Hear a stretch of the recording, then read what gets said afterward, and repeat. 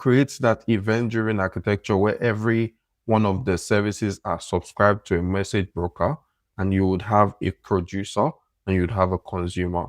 For more information on event-driven architecture, watch my video on event-driven architectures. Finally, in this four-step approach, leverage cloud services. Now, don't build everything from scratch. Use managed databases, authentication services, caching, and possibly serverless components to accelerate your development.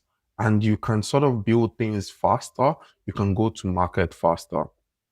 Now, another important element that I don't want to stop mentioning is your team and your skill fit. It is important that you choose a pattern that your team can actually manage.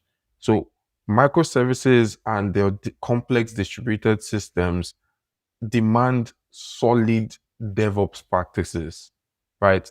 Not just anybody can manage these. And so it is important that your team is well equipped to manage these kinds of complexities. So if your team is small or they lack this kind of complex experience, a simpler architecture will deliver results faster and reliable for your system.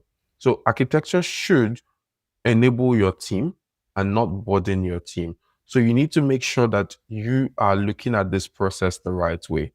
Now, a recap, we said at the beginning of your process or at the beginning of your system design or choosing the right architecture, you use a pragmatic framework. Start with a monolith, right?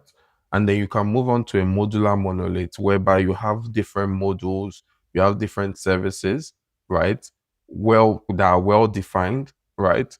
And then you can start to introduce events whereby you add queues for asynchronous flows. And then finally, you use managed services, microservices, independent services that are at scale, so you are not building everything yourself.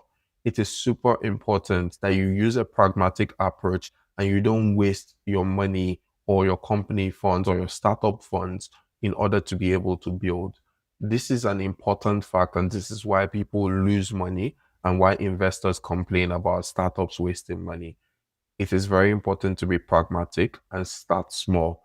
Everyone aims to have 1 million users, but before you get to 1 million users, you need to build for the scale that you are at.